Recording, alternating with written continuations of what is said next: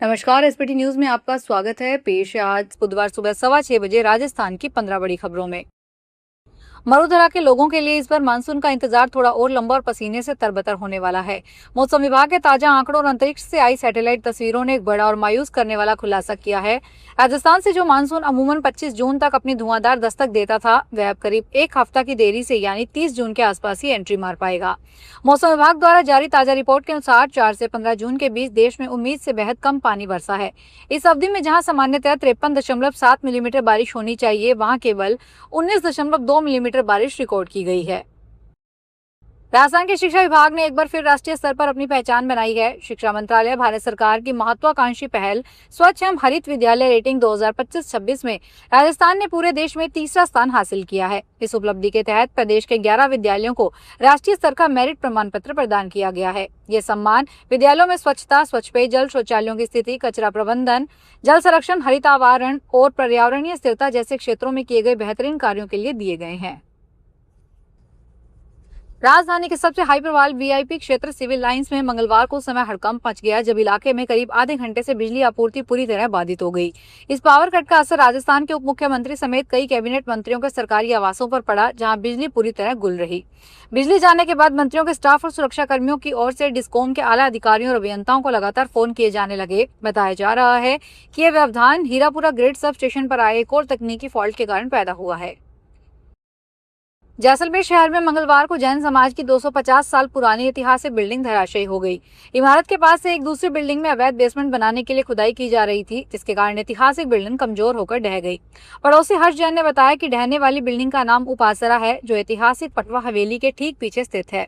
यह जैन ट्रस्ट के अधीन है। उन्होंने बताया कि मुंबई के कारोबारी की ओर से जैन समाज के उपासरा के पास ही अवैध बेसमेंट बनाया जा रहा था। इसी कारण उसकी नींव कमजोर हुई और ऐतिहासिक इमारत दोपहर होते होते अचानक ढह गई। जयपुर में एक्सप्रेस हाईवे पर मंगलवार को दिल्ली जा रही कार पलटने से एक युवक की मौत हो गई। कार तेज स्पीड में थी, जिसके कारण बैलेंस बिगड़ने पर पलट गई। कार के अंदर से शराब की बोतल व कुछ नए नोट बरामद किए गए। मृतक युवक की पहचान नहीं हो पाई है। विश्वकर्मा थाना पुलिस ने घायल को कांवटिया हॉस्पिटल में एडमिट करवाया है। पुलिस का प्रथम दृष्टता मानना है कि कार सवार युवक नशे में थे। राजस्थान यूनिवर्सिटी में एमए समाजशास्त्र की परीक्षा के दौरान बड़ी गड़बड़ी सामने आई है। परीक्षा शुरू होते ही छात्रों को प्रश्न पत्र की जगह आंसर की वितरित कर दी गई। मामला सामने आने पर परीक्षा केंद्र में हंगामा मच गया और छात्रों ने यूनिवर्सिटी प्रशासन के खिलाफ नाराजगी जताते हुए विरोध प्रदर्शन किया। बढ़ते विरोध और विवाद को देखते हुए यूनिवर्सिटी प्रशासन ने संबंधित पेपर को तत्काल प्रभाव से निरस्त करने का फैसला लिया। अधिकारियों ने कहा कि मामले की जाँच करवाई जाएगी और जिम्मेदार कर्मचारियों के खिलाफ कार्रवाई की जाएगी। उत्तर पश्चिमी रेलवे के जयपुर मंडल के मंडाविया किशनगढ़ स्टेशनों के बीच ब्रिज संख्या 292 पर आरसीसी बॉक्स रिप्लेसमेंट कार्य के चलते ब्लॉक लिया जाएगा। उत्तर पश्चिमी रेलवे के मुख्य जनसंपर्क अधिकारी अमित सुदर्शन ने बताया कि इससे रेल यातायात प्रभावित रहेगा। तकनीकी कार्य के कारण रेलवे में अक्टूबर में ब्लॉक होने का फैसला किया गया। इससे कई एक्सप्रेसवे ट्रेन के रूट में बदलाव किया गया, कई ट्रेनों को रद्द किया गया। मेवाड़ के कृष्णधाम श्री सांवलिया मंदिर में 14 जून को खोले गए भंडार की राशि की काउंटिंग मंगलवार को हुई। राजभोग आरती के बाद शुरू हुए पहले राउंड की काउंटिंग में 17 करोड़ 55 लाख रुपए गिने गए। यह राशि सिर्फ पहले राउंड में गिनती की है। मंदिर प्रशासन के अनुसार अभी भंडार से निकले बड़े नोट, छोटे नोट और सिक्कों की गिनती पूरी नहीं हुई है। इसके अलावा श्रद्धालुओं द्वारा चढ़ाए गए सोने और चांदी का तोल भी बाकी है। ऐसे में भंडार से प्राप्त होने वाली कुल राशि और चढ़ावे का आंकड़ा और आगे बढ़ेगा। भारतीय राष्ट्रीय राजमार्ग प्राधिकरण ने राष्ट्रीय राजमार्गों के संचालन और रखरखाव को मजबूत बनाने के लिए पूर्वानुमान आधारित प्रबंधन प्रणाली अपनाने का निर्णय लिया है, जिससे सड़कों में होने वाली खराबी का समय रहते पता लगाकर आवश्यक मरम्मत की जा सकेगी। इसके तहत नेटवर्क सर्वे वाहन, drone analytics monitoring system, falling weight deflectometer परीक्षण और कृत्रिम मेगा आधारित डैश कैम एनालिटिक्स सेवाओं का उपयोग कर राष्ट्रीय राजमार्गों की स्थिति की लगातार निगरानी की जाएगी। राजस्थान के पूर्व मुख्यमंत्री अशोक गहलोत ने आरोप लगाते हुए कहा कि लोकसभा अध्यक्ष ओम बिरला कह रहे हैं कि कांग्रेस नेता राहुल गांधी के कोटा कार्यक्रम में कोई न आए। गहलोत ने मंगलवार को जयपुर में मीडिया से बातचीत में यह बात कही। उन्होंने कहा कि बिरला के क्षेत्र में गांधी आ रहे हैं, उन्हें उनका स्वागत करना चाहिए, क्योंकि जिस सदन के वे अध्यक्ष हैं उसी सदन में विपक्ष के नेता वहां आ रहे हैं।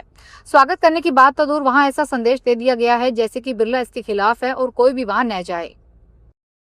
बालोतरा जिले के गुड़ामलानी पुलिस ने जमीन में छिपाई टैंक से 700 लीटर बायोडीजल बरामद किया। फिलहाल आरोपी से बायोडीजल की खरीद फरोख्त को लेकर पूछताछ जारी है। डीएसपी सुखराम बिश्नोई और थाना इंचार्ज की टीम ने बैरीगाम हनुमानाराम पुत्र गंगाराम के घर पर दबिश दी। पुलिस टीम ने वहां से 700 लीटर अवैध बायोडीजल से भरा टैंक और बायोडीजल के भंडारण व निकासी में उपयोग ली जाने वाली मोटर और पाइप बरामद किए हैं। सवाईमाधोपुर जिले के गंगापुर सिटी इलाके में मंगलवार को दिल्ली मुंबई रेलवे ट्रैक को किसानों ने जाम कर दिया। करीब 1 घंटे तक ट्रैक से गाड़ियां नहीं गुजरने दी। रेलवे फाटक को भी बंद नहीं करने दिया गया। पांचना बांध से कमांड क्षेत्र की नहरों में पानी छोड़े जाने की मांग को लेकर किसानों का गुस्सा फूटा और यह ट्रैक पर आ गए। सुबह सबसे पहले किसान रैली के रूप में खंडीप धरना स्थल पहुंचे। महसवा, रैला सहित आसपास के गांवों में किसान बड़ी संख्या में इसमें शामिल हुए।